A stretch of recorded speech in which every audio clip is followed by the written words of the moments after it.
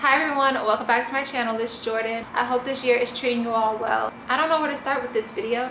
This isn't something that I planned, but I feel led to talk about this topic. There have been a lot of perspective shifts and a lot of life changes that require a new version of me.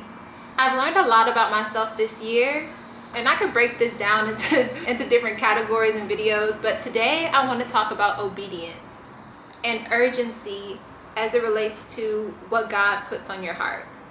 This year, someone passed away. It hit so hard. It put everything into perspective like death has a way of doing.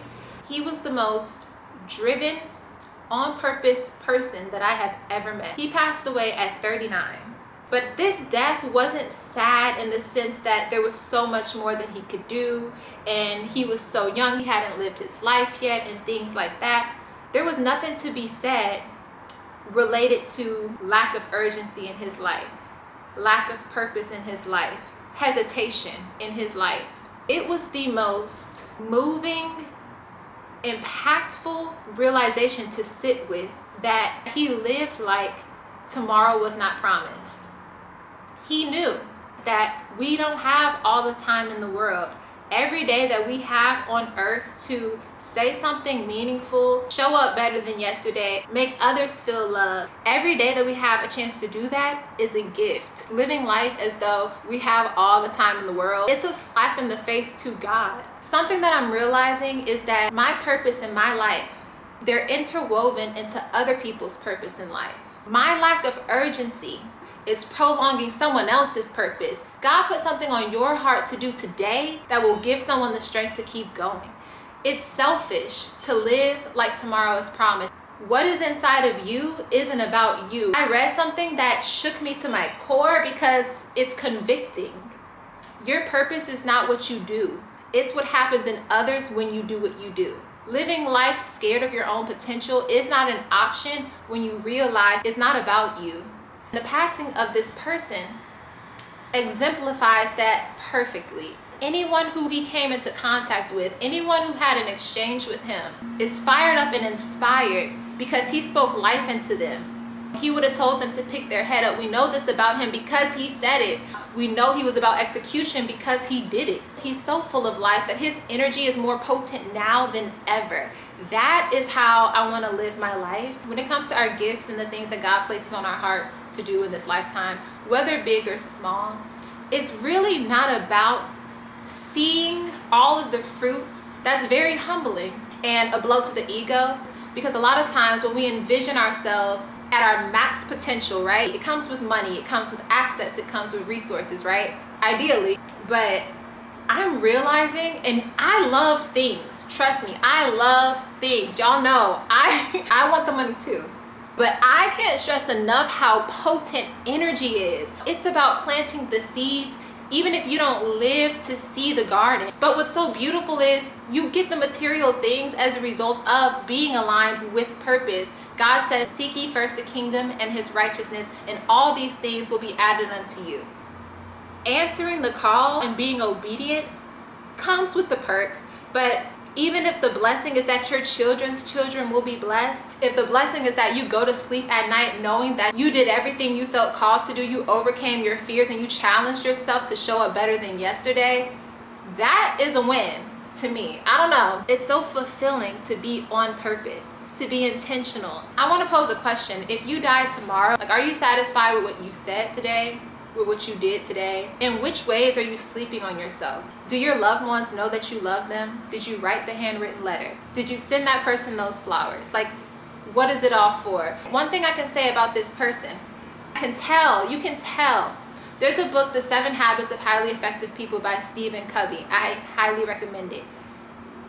Begin with the end in mind. Before you set out to do anything, any venture, big or small, what is my intention? What is my end goal? It helps to keep you aligned with your mission, with your core values. And I can tell that this person embodied those principles because of how meaningful and moving. Everything that he said and did was with the intention to advance the collective forward, to equip people with tools to change their lives, literally. I know personally I can overcomplicate things, like, Lord, you told me what to do, but how do I do it? Where do I do?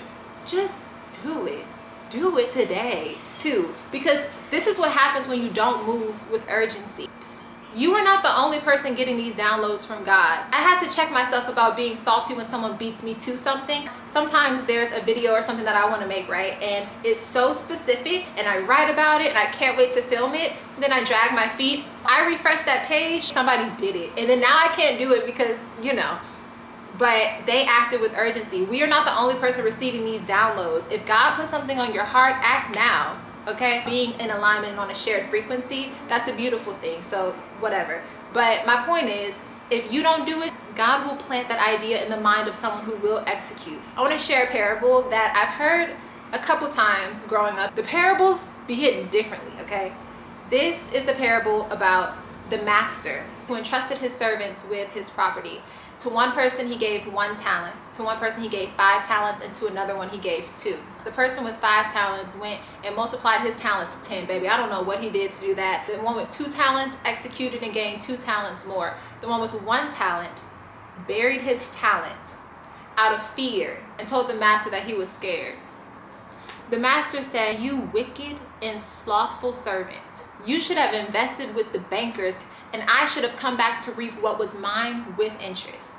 This is how absolutely goofy we look, sitting on what God has placed inside of us to be dispersed into the world, to heal the collective, to change people's lives. Sitting on it, talking about, we don't know how to do it, but who's gonna see it? Like, what are we talking about? As highlighted in the parable, the master is like, what, huh?